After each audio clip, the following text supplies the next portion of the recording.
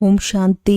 ಇಂದಿನ ದಿನಾಂಕ 30/4/2025. ಪ್ರಾರ್ಥ ಮುರಳಿ ಬಾಪ್ತಾದ ಮಧುಬನ. ಮಧುರ ಮಕ್ಕಳೇ, ತಂದೆಯು ನಿಮ್ಮನ್ನು ಪುರುಷೋತ್ತಮರನ್ನಾಗಿ ಮಾಡಲು ಓದಿಸುತ್ತಿದ್ದಾರೆ. ನೀವೀಗ ಕನಿಷ್ಠರಿಂದ ಉತ್ತಮ ಪುರುಷರಾಗುತ್ತೀರಿ. ಎಲ್ಲರಿಗಿಂತ ಉತ್ತಮರು ದೇವತೆಗಳಾಗಿದ್ದಾರೆ. ಪ್ರಶ್ನೆ: ಇಲ್ಲಿ ನೀವು ಮಕ್ಕಳು ಯಾವ ಪರಿಶ್ರಮ ಪಡುತ್ತೀರಿ? ಅದು ಸತ್ಯಯುಗದಲ್ಲಿರುವುದಿಲ್ಲ.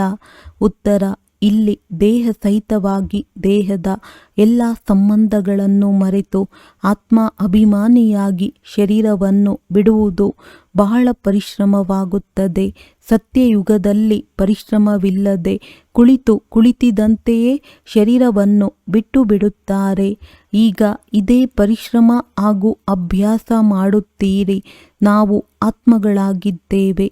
ನಾವು ಈ ಹಳೆಯ ಪ್ರಪಂಚವನ್ನು, ಹಳೆಯ ಶರೀರವನ್ನು ಬಿಡಬೇಕಾಗಿದೆ. ಹೊಸದನ್ನು ತೆಗೆದುಕೊಳ್ಳಬೇಕಾಗಿದೆ.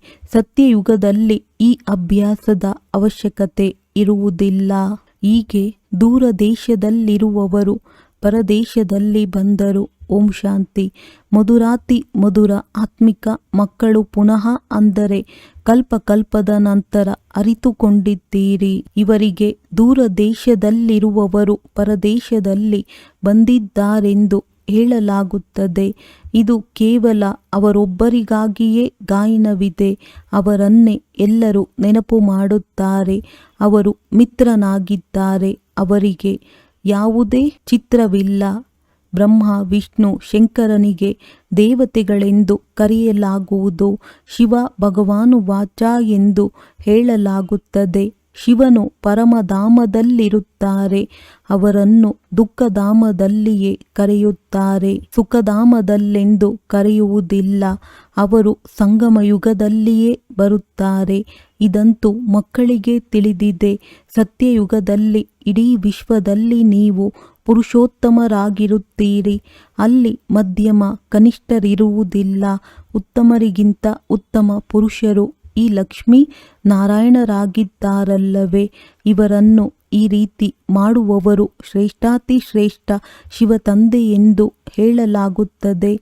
ಶ್ರೀ ಎಂದು ಆ ಶಿವತಂದೆಗೆ ಹೇಳಲಾಗುತ್ತದೆ. ಈಗಂತೂ ಸನ್ಯಾಸಿ ಮೊದಲಾದವರೂ ಸಹ ತಮಗೆ ಶ್ರೀ ಎಂದು ಹೇಳಿಕೊಳ್ಳುತ್ತಾರೆ. ಅಂದಾಗ ತಂದೆಯೇ ಬಂದು ಈ ಸೃಷ್ಟಿಯನ್ನು ಪುರುಷೋತ್ತಮವನ್ನಾಗಿ ಮಾಡುತ್ತಾರೆ. ಸತ್ಯಯುಗದಲ್ಲಿ ಇಡೀ ಸೃಷ್ಟಿಯಲ್ಲಿ ಉತ್ತಮರಿಗಿಂತ ಉತ್ತಮ ಪುರುಷರಿದ್ದಾರೆ. ಉತ್ತಮರಿಗಿಂತ ಉತ್ತಮರು ಮತ್ತು ಕನಿಷ್ಠರಿಗಿಂತ ಕನಿಷ್ಠರ ಅಂತರವು ಈ ಸಮಯದಲ್ಲಿ ನೀವು ತಿಳಿದುಕೊಂಡಿದ್ದೀರಿ. ಕನಿಷ್ಠ ಮನುಷ್ಯರು ತಮ್ಮ ಕನಿಷ್ಠತೆಯನ್ನು ತೋರಿಸುತ್ತಾರೆ. ಈಗ ನೀವು ತಿಳಿದುಕೊಳ್ಳುತ್ತೀರಿ, ನಾವು ಏನಾಗಿದ್ದೆವು. ಈಗ ಪುನಃ ನಾವು ಸ್ವರ್ಗವಾಸಿ ಪುರುಷೋತ್ತಮರಾಗುತ್ತಿದ್ದೇವೆ. ಇದು ಸಂಗಮಯುಗವಾಗಿದೆ. ನಿಮಗೆ ಈ ಹಳೆಯ ಪ್ರಪಂಚವು ಹೊಸದಾಗಬೇಕೆಂದು ಖಾತರಿ ಇದೆ. ಹಳೆಯದರಿಂದ ಹೊಸದು, ಹೊಸದರಿಂದ ಹಳೆಯದ್ದು ಅವಶ್ಯವಾಗಿ ಆಗುತ್ತದೆ. ಹೊಸ ಪ್ರಪಂಚಕ್ಕೆ ಸತ್ಯಯುಗವೆಂದು, ಹಳೆಯದಕ್ಕೆ ಕಲಿಯುಗವೆಂದು ಕರೆಯಲಾಗುತ್ತದೆ. ತಂದೆಯು ಸತ್ಯ ಚಿಹ್ನವಾಗಿದ್ದಾರೆ. ಸತ್ಯವನ್ನು ಹೇಳುವವರಾಗಿದ್ದಾರೆ. ಅವರಿಗೆ ಸತ್ಯವೆಂದು ಹೇಳುತ್ತಾರೆ. ಎಲ್ಲವೂ ಸತ್ಯವನ್ನೇ ತಿಳಿಸುತ್ತಾರೆ. ಈಶ್ವರ ಸರ್ವವ್ಯಾಪಿ ಎಂದು ಯಾವ ಮಾತನ್ನು ಹೇಳುತ್ತಾರೆಯೋ ಇದು ಅಸತ್ಯವಾಗಿದೆ. ಆದ್ದರಿಂದ ತಂದೆಯು ತಿಳಿಸುತ್ತಾರೆ, ಅಸತ್ಯವನ್ನು ಕೇಳಬೇಡಿ. Hear no evil, see no evil. ರಾಜ್ಯವಿದ್ಯೆಯ ಮಾತೇ ಬೇರೆಯಾಗಿದೆ. ಅದಂತೂ ಅಲ್ಪಕಾಲದ ಸುಖಕ್ಕಾಗಿಯೇ ಇದೆ. ಇನ್ನೊಂದು ಜನ್ಮವನ್ನು ತೆಗೆದುಕೊಂಡರೆ ಮತ್ತೆ ಹೊಸದಾಗಿ ಓದಬೇಕಾಗುತ್ತದೆ. ಅದು ಅಲ್ಪಕಾಲದ ಸುಖವಾಗಿದೆ. ಇದು 21 ಜನ್ಮ, 21 ಪೀಳಿಗೆಗಳಿಗಾಗಿ ವಿದ್ಯೆಯಾಗಿದೆ. ಪೀಳಿಗೆ ಎಂದು ವೃದ್ಧಾಪ್ಯಕ್ಕೆ ಹೇಳಲಾಗುತ್ತದೆ. ಅಲ್ಲೆಂದು ಅಕಾಲ ಮೃತ್ಯುವಾಗುವುದಿಲ್ಲ. ಇಲ್ಲಂತೂ ನೋಡಿ ಹೇಗೆ ಅಕಾಲ ಮೃತ್ಯುವಾಗುತ್ತಿರುತ್ತದೆ. ಜ್ಞಾನದಲ್ಲಿಯೂ ಸಹ ಸತ್ತು ಬಿಟ್ಟು ಹೋಗುತ್ತಾರೆ. ನೀವೀಗ ಮೃತ್ಯುವಿನ ಮೇಲೆ ವಿಜಯವನ್ನು ಪಡೆಯುತ್ತಿದ್ದೀರಿ. ನಿಮಗೆ ತಿಳಿದಿದೆ, ಅದು ಅಮರಲೋಕ, ಇದು ಮೃತ್ಯುಲೋಕವಾಗಿದೆ. ಸತ್ಯಯುಗದಲ್ಲಿ ವೃದ್ಧರಾದಾಗ ನಾನು ಈ ಶರೀರವನ್ನು ಬಿಟ್ಟು ಹೋಗಿ ಚಿಕ್ಕ ಮಗುವಾಗುತ್ತೇನೆಂದು ಸಾಕ್ಷಾತ್ಕಾರವಾಗುತ್ತದೆ. ಆಯಸ್ಸು ಪೂರ್ಣವಾದಾಗ ಶರೀರವನ್ನು ಬಿಟ್ಟು ಬಿಡುತ್ತಾರೆ. ಹೊಸ ಶರೀರವು ಸಿಗುವುದು ಒಳ್ಳೆಯದೇ. ಕುಳಿತಿದ್ದಂತೆಯೇ ಖುಷಿಯಿಂದ ಶರೀರವನ್ನು ಬಿಟ್ಟು ಬಿಡುತ್ತಾರೆ. ಇಲ್ಲಂತೂ ಆ ಸ್ಥಿತಿಯಲ್ಲಿರುತ್ತಾ ಶರೀರ ಬಿಡುವುದು ಪರಿಶ್ರಮವಾಗುತ್ತದೆ. ಇಲ್ಲಿನ ಪರಿಶ್ರಮವು ಅಲ್ಲಿ ಸಾಧಾರಣ ಮಾತಾಗಿ ಬಿಡುತ್ತದೆ. ಇಲ್ಲಿ ದೇಹ ಸಹಿತವಾಗಿ ಏನೆಲ್ಲವೂ ಇದೆಯೋ ಎಲ್ಲವನ್ನು ಮರೆಯಬೇಕಾಗಿದೆ. ತಮ್ಮನ್ನು ಆತ್ಮವೆಂದು ತಿಳಿಯಬೇಕು ಮತ್ತು ಹಳೆಯ ಪ್ರಪಂಚವನ್ನು ಮರೆಯಬೇಕಾಗಿದೆ. ಹೊಸ ಶರೀರವನ್ನು ಪಡೆಯಬೇಕಾಗಿದೆ. ಆತ್ಮವು ಸತೋಪ್ರಧಾನವಾಗಿದ್ದಾಗ ಸುಂದರ ಶರೀರವು ಸಿಕ್ಕಿತು. ಮತ್ತೆ ಕಾಮಚಿತೆಯನ್ನೇರುವುದರಿಂದ ತಮೋಪ್ರಧಾನ ಕಪ್ಪಾಗಿ ಬಿಟ್ಟಿದ್ದೀರಿ. ಆದ್ದರಿಂದ ಕಪ್ಪಾದ ಶರೀರವೇ ಸಿಗುತ್ತದೆ.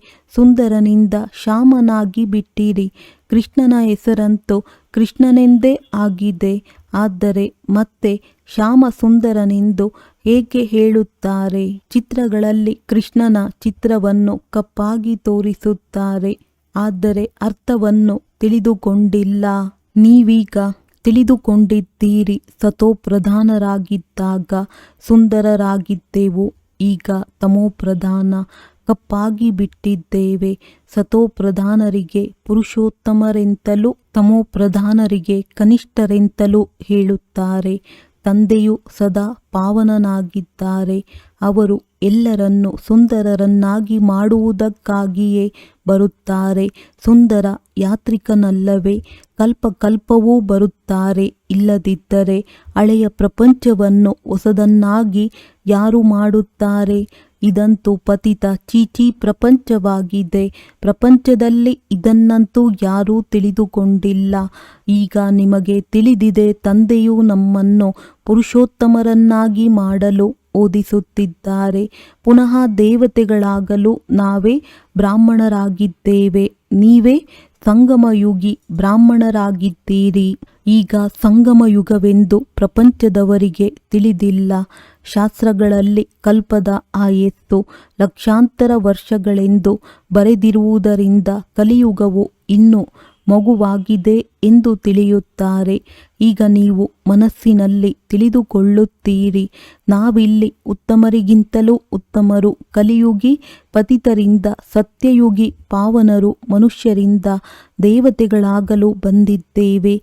ಗ್ರಂಥದಲ್ಲಿಯೂ ಕೊಳಕಾದ ವಸ್ತ್ರಗಳನ್ನು ಒಗೆದರೆಂದು ಮಹಿಮೆ ಇದೆ. ಆದರೆ ಗ್ರಂಥವನ್ನು ಓದುವವರೂ ಸಹ ಅರ್ಥವನ್ನು ತಿಳಿದುಕೊಂಡಿಲ್ಲ. ಈ ಸಮಯದಲ್ಲಿ ತಂದೆಯು ಬಂದು ಇಡೀ ಪ್ರಪಂಚದ ಮನುಷ್ಯ ಮಾತ್ರರನ್ನು ಸ್ವಚ್ಛ ಮಾಡುತ್ತಾರೆ. ನೀವು ಆ ತಂದೆಯ ಸನ್ಮುಖದಲ್ಲಿ ಕುಳಿತಿದ್ದೀರಿ. ತಂದೆಯೇ ಮಕ್ಕಳಿಗೆ ತಿಳಿಸಿಕೊಡುತ್ತಾರೆ. ಈ ರಚಯಿತ ಮತ್ತು ರಚನೆಯ ಜ್ಞಾನವನ್ನು ಮತ್ಯಾರೂ ತಿಳಿದುಕೊಂಡಿಲ್ಲ. ತಂದೆಯೇ ಜ್ಞಾನಸಾಗರನಾಗಿದ್ದಾರೆ. ಅವರು ಸತ್ಯ ಚೈತನ್ಯ ಅಮರನಾಗಿದ್ದಾರೆ.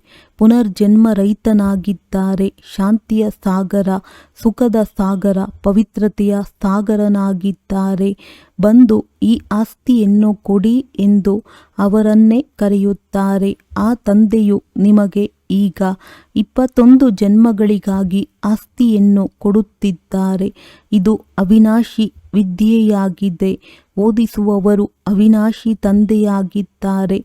ಅರ್ಧಕಲ್ಪ ನೀವು ರಾಜ್ಯವನ್ನು ಪಡೆಯುತ್ತೀರಿ. ನಂತರ ರಾವಣ ರಾಜ್ಯವಾಗುತ್ತದೆ. ಅರ್ಧಕಲ್ಪ ರಾಮರಾಜ್ಯ, ಇನ್ನರ್ಧಕಲ್ಪ ರಾವಣ ರಾಜ್ಯವಿರುತ್ತದೆ. ಪ್ರಾಣಕ್ಕಿಂತಲೂ ಪ್ರಿಯ ಒಬ್ಬರೇ ತಂದೆಯಾಗಿದ್ದಾರೆ.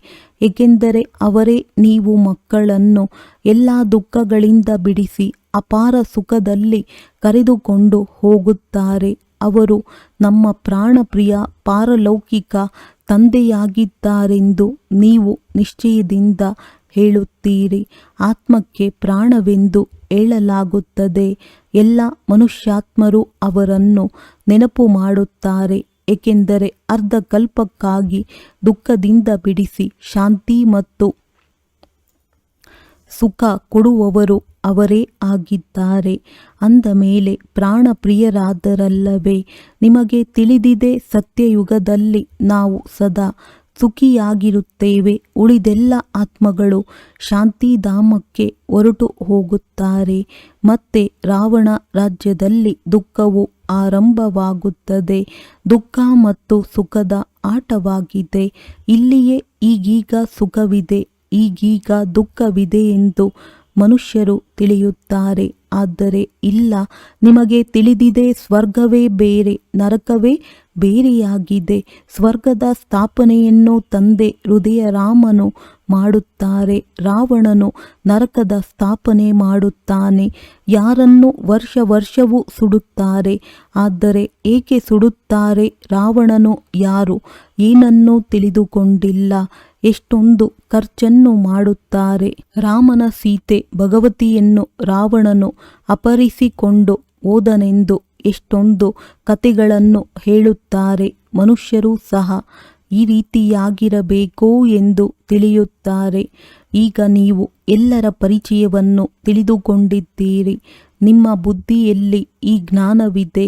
ಇಡೀ ವಿಶ್ವದ ಚರಿತ್ರೆ ಭೂಗೋಳವನ್ನು ಯಾವುದೇ ಮನುಷ್ಯರು ತಿಳಿದುಕೊಂಡಿರುವುದಿಲ್ಲ. ತಂದೆಗೆ ಗೊತ್ತಿದೆ, ಅವರಿಗೆ ವಿಶ್ವದ ರಚಯಿತನೆಂದು ಹೇಳುವುದಿಲ್ಲ. ವಿಶ್ವವು ಯಾವಾಗಲೂ ಇದ್ದೇ ಇದೆ. ತಂದೆಯು ಕೇವಲ ಬಂದು ಈ ಸೃಷ್ಟಿ ಚಕ್ರವು ಹೇಗೆ ಸುತ್ತುತ್ತದೆ ಎಂದು ಜ್ಞಾನವನ್ನು ಕೊಡುತ್ತಾರೆ. ಭಾರತದಲ್ಲಿ ಈ ಲಕ್ಷ್ಮೀ ನಾರಾಯಣರ ರಾಜ್ಯವಿತ್ತು. ನಂತರ ಏನಾಯಿತು? ದೇವತೆಗಳು ಯಾರೊಂದಿಗಾದರೂ ಯುದ್ಧ ಮಾಡಿದರೆ? ಏನೂ ಇಲ್ಲ. ಅರ್ಧ ಕಲ್ಪದ ನಂತರ ರಾವಣ ರಾಜ್ಯವು ಪ್ರಾರಂಭವಾಗುವುದರಿಂದ ದೇವತೆಗಳು ವಾಮ ಮಾರ್ಗದಲ್ಲಿ ಹೊರಟು ಹೋಗುತ್ತಾರೆ. ಆದರೆ ಯುದ್ಧದಲ್ಲಿ ಯಾರಾದರೂ ಸೋಲಿಸಿದರೆಂದರಲ್ಲ. ಇಲ್ಲಿ ಯಾವುದೇ ಸೈನ್ಯದ ಮಾತಿಲ್ಲ, ಅಥವಾ ಯುದ್ಧದಿಂದ ರಾಜ್ಯ ಪಡೆಯುವುದಾಗಲಿ ಕಳೆದುಕೊಳ್ಳುವುದಾಗಲಿ ಇಲ್ಲ. ಇಲ್ಲಿ ಯೋಗದಲ್ಲಿದ್ದು ಪವಿತ್ರರಾಗಿ ನೀವು ಪವಿತ್ರ ರಾಜ್ಯವನ್ನು ಸ್ಥಾಪನೆ ಮಾಡುತ್ತೀರಿ. ಬಾಕಿ ಕೈಯಲ್ಲಿ ಯಾವುದೇ ಆಯುಧವಿಲ್ಲ. ಇದು ಡಬಲ್ ಅಹಿಂಸೆಯಾಗಿದೆ. ಒಂದನೆಯದು ಪವಿತ್ರತೆಯ ಅಹಿಂಸೆ, ಎರಡನೆಯದಾಗಿ ನೀವು ಯಾರಿಗೂ ದುಃಖವನ್ನು ಕೊಡುವುದಿಲ್ಲ. ಎಲ್ಲದಕ್ಕಿಂತ ಕಠಿಣ ಹಿಂಸೆಯು ಕಾಮದ ಹಿಂಸೆಯಾಗಿದೆ. ಇದೇ ಆದಿ ಮಧ್ಯ ಅಂತ್ಯ ದುಃಖವನ್ನು ಕೊಡುತ್ತದೆ. ರಾವಣ ರಾಜ್ಯದಲ್ಲಿಯೇ ದುಃಖವು ಆರಂಭವಾಗುತ್ತದೆ. ಕಾಯಿಲೆಗಳು ಪ್ರಾರಂಭವಾಗುತ್ತದೆ. ಎಷ್ಟೊಂದು ರೋಗಗಳಿವೆ. ಅನೇಕ ಪ್ರಕಾರದ ಔಷಧಿಗಳನ್ನು ಕಂಡು ಹಿಡಿಯುತ್ತಿರುತ್ತಾರೆ. ಎಲ್ಲರೂ ರೋಗಿಗಳಾಗಿ ಬಿಟ್ಟಿದ್ದಾರಲ್ಲವೇ? ನೀವು ಯೋಗ ಬಲದಿಂದ 21 ಜನ್ಮಗಳಿಗಾಗಿ ನಿರೋಗಿಯಾಗುತ್ತೀರಿ. ಅಲ್ಲಿ ದುಃಖ ಅಥವಾ ರೋಗದ ಹೆಸರು ಚಿಹ್ನೆಯೂ ಇರುವುದಿಲ್ಲ. ಅದಕ್ಕಾಗಿ ಓದುತ್ತಿದ್ದೀರಿ. ಮಕ್ಕಳಿಗೆ ತಿಳಿದಿದೆ, ಭಗವಂತನು ನಮಗೆ ಓದಿಸಿ ಭಗವಾನ್ ಭಗವತಿಯನ್ನಾಗಿ ಮಾಡುತ್ತಿದ್ದಾರೆ. ವಿದ್ಯೆಯು ಎಷ್ಟು ಸಹಜವಾಗಿದೆ. ಅರ್ಧ ಮುಕ್ಕಾಲು ಗಂಟೆಯಲ್ಲಿಯೇ ಇಡೀ ಚಕ್ರದ ಜ್ಞಾನವನ್ನು ತಿಳಿಸಿಬಿಡುತ್ತಾರೆ. 84 ಜನ್ಮಗಳನ್ನು ಸಹ ಯಾರ್ಯಾರು ತೆಗೆದುಕೊಳ್ಳುತ್ತಾರೆ ಎಂಬುದನ್ನು ನೀವು ತಿಳಿದುಕೊಂಡಿದ್ದೀರಿ. ಭಗವಂತನು ನಮಗೆ ಓದಿಸುತ್ತಾರೆ. ಅವರು ನಿರಾಕಾರನಾಗಿದ್ದಾರೆ. ಅವರು ಸತ್ಯವಾದ ಹೆಸರು ಶಿವನೆಂದಾಗಿದೆ. ಕಲ್ಯಾಣಕಾರಿಯಲ್ಲವೇ? ಸರ್ವರ ಕಲ್ಯಾಣಕಾರಿ, ಸರ್ವರ ಸದ್ಗತಿದಾತನು ಶ್ರೇಷ್ಠಾತಿಶ್ರೇಷ್ಠ ತಂದೆಯಾಗಿದ್ದಾರೆ. ಮನುಷ್ಯರನ್ನು ಶ್ರೇಷ್ಠಾತಿಶ್ರೇಷ್ಠರನ್ನಾಗಿ ಮಾಡುತ್ತಾರೆ. ತಂದೆಯು ಓದಿಸಿ ಬುದ್ಧಿವಂತರನ್ನಾಗಿ ಮಾಡಿ ನಂತರ ಹೋಗಿ ಅನ್ಯರಿಗೂ ಓದಿಸಿ ಎಂದು ಹೇಳುತ್ತಾರೆ. ಬ್ರಹ್ಮ ಕುಮಾರ ಕುಮಾರಿಯರಿಗೆ ಓದಿಸುವವರು ಶಿವ ತಂದೆಯಾಗಿದ್ದಾರೆ. ಬ್ರಹ್ಮರವರ ಮೂಲಕ ನಿಮ್ಮನ್ನು ದತ್ತು ಮಾಡಿಕೊಂಡಿದ್ದಾರೆ ಅಂದಾಗ ಪ್ರಜಾಪಿತ ಬ್ರಹ್ಮ ಎಲ್ಲಿಂದ ಬಂದರು? ಈ ಮಾತಿನಲ್ಲಿಯೇ ಮನುಷ್ಯರು ತಬ್ಬಿಬ್ಬಾಗುತ್ತಾರೆ. ಇವರನ್ನು ದತ್ತು ಮಾಡಿಕೊಂಡರು. ಬಹಳ ಜನ್ಮಗಳ ಅಂತಿಮದಲ್ಲಿ ನಾನು ಬರುತ್ತೇನೆಂದು ತಂದೆಯು ಹೇಳುತ್ತಾರೆ ಅಂದಾಗ ಬಹಳ ಜನ್ಮಗಳನ್ನು ಯಾರು ತೆಗೆದುಕೊಂಡರು? ಈ ಲಕ್ಷ್ಮೀನಾರಾಯಣರೇ ಪೂರ್ಣ 84 ಜನ್ಮಗಳನ್ನು ತೆಗೆದುಕೊಂಡಿದ್ದಾರೆ. ಆದ್ದರಿಂದ ಕೃಷ್ಣನಿಗೆ ಶ್ಯಾಮ ಸುಂದರನೆಂದು ಹೇಳುತ್ತಾರೆ. ನಾವೇ ಸುಂದರರಾಗಿದ್ದೆವು. ನಂತರ 2 ಕಲೆಗಳು ಕಡಿಮೆಯಾಯಿತು. ಕಡಿಮೆಯಾಗುತ್ತಾ ಆಗುತ್ತಾ ಕಲಾಹೀನರಾಗಿ ಬಿಟ್ಟಿದ್ದೇವೆ. ಈಗ ಮತ್ತೆ ತಮೋಪ್ರಧಾನರಿಂದ ಸತೋಪ್ರಧಾನರಾಗುವುದು ಹೇಗೆ? ತಂದೆಯು ತಿಳಿಸುತ್ತಾರೆ, ನನ್ನನ್ನು ನೆನಪು ಮಾಡಿ, ಆಗ ನೀವು ಪಾವನರಾಗಿ ಬಿಡುತ್ತೀರಿ. ಇದು ನಿಮಗೆ ತಿಳಿದಿದೆ. ಇದು ರುದ್ರ ಜ್ಞಾನ ಯಜ್ಞವಾಗಿದೆ. ಈ ಯಜ್ಞದಲ್ಲಿ ಬ್ರಾಹ್ಮಣರು ಬೇಕು. ಸತ್ಯಗೀತೆಯನ್ನು ತಿಳಿಸುವಂತಹ ನೀವು ಸತ್ಯ ಬ್ರಾಹ್ಮಣರಾಗಿದ್ದೀರಿ. ಆದ್ದರಿಂದ ಸತ್ಯಗೀತ ಪಾಠಶಾಲೆ ಎಂದು ಬರೆಯುತ್ತೀರಿ. ಆ ಗೀತೆಯಲ್ಲಂತೂ ಹೆಸರೇ ಬದಲಾಗಿ ಬಿಟ್ಟಿದೆ. ಯಾರು ಕಲ್ಪದ ಹಿಂದೆ ಹೇಗೆ ಆಸ್ತಿಯನ್ನು ಪಡೆದಿದ್ದರೋ ಅವರೇ ಬಂದು ಪಡೆಯುತ್ತಾರೆ ಅಂದ ಮೇಲೆ ತಮ್ಮನ್ನು ಕೇಳಿಕೊಳ್ಳಿ, ನಾವು ಪೂರ್ಣ ಆಸ್ತಿಯನ್ನು ಪಡೆಯುತ್ತೇವೆಯೇ? ಮನುಷ್ಯರು ಶರೀರವನ್ನು ಬಿಡುವಾಗ ಖಾಲಿ ಕೈಯಲ್ಲಿ ಹೋಗುತ್ತಾರೆ. ಆ ವಿನಾಶಿ ಸಂಪಾದನೆಯಂತೂ ಜೊತೆ ಬರುವುದಿಲ್ಲ. ನೀವು ಶರೀರ ಬಿಡುತ್ತೀರೆಂದರೆ ಕೈ ತುಂಬಿಕೊಂಡು ಹೋಗುತ್ತೀರಿ. ಏಕೆಂದರೆ 21 ಜನ್ಮಗಳಿಗಾಗಿ ನೀವು ತಮ್ಮ ಸಂಪಾದನೆಯನ್ನು ಜಮಾ ಮಾಡಿಕೊಳ್ಳುತ್ತಿದ್ದೀರಿ. ಮನುಷ್ಯರ ಸಂಪಾದನೆಯಂತೂ ಮಣ್ಣು ಪಾಲಾಗಿ ಬಿಡುವುದು. ಇದಕ್ಕಿಂತಲೂ ನಾವು ತಂದೆಗೆ ಏಕೆ ಕೊಡಬಾರದು? ಯಾರು ಬಹಳ ದಾನ ಮಾಡುವರೋ ಅವರು ಇನ್ನೊಂದು ಜನ್ಮದಲ್ಲಿ ಸಾಹುಕಾರರಾಗುತ್ತಾರೆ. ಧನವನ್ನು ವರ್ಗಾವಣೆ ಮಾಡುತ್ತಾರಲ್ಲವೇ? ನೀವೀಗ 21 ಜನ್ಮಗಳಿಗಾಗಿ ಹೊಸ ಪ್ರಪಂಚಕ್ಕೆ ವರ್ಗಾವಣೆ ಮಾಡುತ್ತೀರಿ. ಅದಕ್ಕೆ ಪ್ರತಿಫಲವಾಗಿ ನಿಮಗೆ 21 ಜನ್ಮಗಳಿಗಾಗಿ ಸಿಗುತ್ತದೆ. ಅವರಂತೂ ಅಲ್ಪ ಕಾಲಕ್ಕಾಗಿ ವರ್ಗಾವಣೆ ಮಾಡುತ್ತಾರೆ. ನೀವು 21 ಜನ್ಮಗಳಿಗಾಗಿ ಮಾಡುತ್ತೀರಿ. ತಂದೆಯು ದಾತನಾಗಿದ್ದಾರೆ. ಇದು ನಾಟಕದಲ್ಲಿ ನಿಗದಿಯಾಗಿದೆ. ಯಾರೆಷ್ಟು ಮಾಡುವರೋ ಅವರು ಪಡೆಯುತ್ತಾರೆ. ಅವರು ಪರೋಕ್ಷವಾಗಿ ದಾನ ಪುಣ್ಯ ಮಾಡುತ್ತಾರೆಂದರೆ ಅಲ್ಪ ಕಾಲಕ್ಕಾಗಿ ಫಲವು ಸಿಗುತ್ತದೆ. ಇದಂತೂ ಪ್ರತ್ಯಕ್ಷವಾಗಿದೆ. ಈಗ ಇದೆಲ್ಲವನ್ನು ಹೊಸ ಪ್ರಪಂಚಕ್ಕೆ ವರ್ಗಾವಣೆ ಮಾಡಬೇಕಾಗಿದೆ. ಈ ಬ್ರಹ್ಮರವರನ್ನು ನೋಡಿದ್ದೀರಿ. ಎಷ್ಟೊಂದು ಸಾಹಸ ಮಾಡಿದರೂ ಎಲ್ಲವನ್ನು ಈಶ್ವರನೇ ಕೊಟ್ಟಿದ್ದಾರೆಂದು ನೀವು ಹೇಳುತ್ತೀರಿ. ಅಂದ ಮೇಲೆ ಈಗ ತಂದೆಯು ತಿಳಿಸುತ್ತಾರೆ, ಈಗ ಎಲ್ಲವನ್ನು ನನಗೆ ಕೊಡಿ, ನಾನು ನಿಮಗೆ ವಿಶ್ವದ ರಾಜ್ಯಭಾಗ್ಯವನ್ನು ಕೊಡುತ್ತೇನೆ. ಬ್ರಹ್ಮ ತಂದೆಯಂತೂ ತಕ್ಷಣ ಕೊಟ್ಟು ಬಿಟ್ಟರು. ಯೋಚಿಸಲೇ ಇಲ್ಲ. ತಮ್ಮ ಪೂರ್ಣ ಅಧಿಕಾರವನ್ನು ಕೊಟ್ಟು ಬಿಟ್ಟರು. ನನಗೆ ವಿಶ್ವದ ರಾಜ್ಯಭಾಗ್ಯವು ಸಿಗುತ್ತದೆ ಎಂಬ ನಶೆ ಏರಿಬಿಟ್ಟಿತು. ಮಕ್ಕಳು ಮೊದಲಾದವರ ವಿಚಾರವನ್ನು ಮಾಡಲಿಲ್ಲ. ನೀಡುವವರು ಈಶ್ವರನಾಗಿದ್ದಾರೆ ಅಂದ ಮೇಲೆ ಇನ್ಯಾವುದರ ಜವಾಬ್ದಾರಿ ಇದೆ? 21 ಜನ್ಮಗಳಿಗಾಗಿ ಹೇಗೆ ವರ್ಗಾವಣೆ ಮಾಡಲಾಗುತ್ತದೆ ಎಂದು ಈ ತಂದೆಯನ್ನು ನೋಡಿ, ಇವರನ್ನು ಅನುಸರಿಸಿ. ಪ್ರಜಾಪಿತ ಬ್ರಹ್ಮನು ಮಾಡಿದರಲ್ಲವೇ? ಈಶ್ವರನಂತೂ ದಾತನಾಗಿದ್ದಾರೆ. ಅವರು ಇವರಿಂದ ಬ್ರಹ್ಮ ಮಾಡಿಸಿದರು. ನೀವು ಸಹ ತಿಳಿದುಕೊಳ್ಳುತ್ತೀರಿ, ನಾವು ತಂದೆಯಿಂದ ರಾಜ್ಯಭಾಗ್ಯವನ್ನು ಪಡೆಯಲು ಬಂದಿದ್ದೇವೆ. ದಿನ ಪ್ರತಿದಿನ ಸಮಯವು ಕಡಿಮೆಯಾಗುತ್ತಾ ಹೋಗುತ್ತದೆ. ಅಂತಹ ಆಪತ್ತುಗಳು ಬರುತ್ತವೆ. ಅದನ್ನು ಕೇಳಲೇಬೇಡಿ. ವ್ಯಾಪಾರಿಗಳ ಶ್ವಾಸವಂತೂ ಮುಷ್ಟಿಯಲ್ಲಿರುತ್ತದೆ. ಯಾವುದೇ ಯಮದೂತರು ಬಾರದಿರಲಿ. ಸಿಪಾಯಿಗಳ ಮುಖವನ್ನು ನೋಡುತ್ತಿದ್ದಂತೆಯೇ ಮನುಷ್ಯರು ಮೂರ್ಛಿತರಾಗಿ ಬಿಡುತ್ತಾರೆ. ಮುಂದೆ ಹೋದಂತೆ ಬಹಳಷ್ಟು ತೊಂದರೆ ಕೊಡುತ್ತಾರೆ. ಚಿನ್ನ ಇತ್ಯಾದಿ ಏನನ್ನೂ ಇಟ್ಟುಕೊಳ್ಳಲು ಬಿಡುವುದಿಲ್ಲ. ಆದರೆ ನಿಮ್ಮ ಬಳಿ ಏನಿರುವುದು? ಏನನ್ನಾದರೂ ಖರೀದಿ ಮಾಡಲು ಹಣವೇ ಇರುವುದಿಲ್ಲ. ನೋಟುಗಳು ಸಹ ಚಲಾವಣೆಯಲ್ಲಿರುವುದಿಲ್ಲ. ರಾಜ್ಯವು ಬದಲಾಗಿ ಬಿಡುತ್ತದೆ. ಕೊನೆಯಲ್ಲಿ ಬಹಳ ದುಃಖಿಯಾಗಿ ಸಾಯುತ್ತಾರೆ. ಬಹಳ ದುಃಖದ ನಂತರ ಮತ್ತೆ ಸುಖವಾಗುವುದು. ಇದು ರಕ್ತಪಾತದ ಆಟವಾಗಿದೆ. ಪ್ರಾಕೃತಿಕ ವಿಕೋಪಗಳು ಆಗುತ್ತವೆ. ಇದಕ್ಕಿಂತಲೂ ಮೊದಲೇ ತಂದೆಯಿಂದ ಪೂರ್ಣ ಆಸ್ತಿಯನ್ನು ಪಡೆಯಬೇಕು. ಬಲೆ ಓಡಾಡಿ ತಿರುಗಾಡಿ ಕೇವಲ ತಂದೆಯನ್ನು ನೆನಪು ಮಾಡುತ್ತಾ ಇರಿ. ಆಗ ಪಾವನರಾಗಿ ಬಿಡುತ್ತೀರಿ. ಆದರೆ ಆಪತ್ತುಗಳಂತೂ ಬಹಳ ಬರುತ್ತದೆ. ಬಹಳ ಅಯ್ಯೋ ಅಯ್ಯೋ ಎನ್ನುತ್ತಿರುತ್ತಾರೆ. ನೀವು ಮಕ್ಕಳೀಗ ಇಂತಹ ಅಭ್ಯಾಸ ಮಾಡಬೇಕಾಗಿದೆ. ಅಂತಿಮದಲ್ಲಿ ಒಬ್ಬ ಶಿವ ತಂದೆಯ ನೆನಪೇ ಇರಲಿ. ಅವರ ನೆನಪಿನಲ್ಲಿಯೇ ಇದ್ದು ಶರೀರವನ್ನು ಬಿಡಬೇಕು. ಮತ್ಯಾವುದೇ ಮಿತ್ರ ಸಂಬಂಧಿ ಮೊದಲಾದವರ ನೆನಪು ಬರಬಾರದು. ಈ ಅಭ್ಯಾಸ ಮಾಡಬೇಕಾಗಿದೆ. ತಂದೆಯನ್ನೇ ನೆನಪು ಮಾಡಬೇಕು. ನಾರಾಯಣನಾಗಬೇಕಾಗಿದೆ. ಈ ಅಭ್ಯಾಸವನ್ನು ಬಹಳ ಮಾಡಬೇಕಾಗುತ್ತದೆ.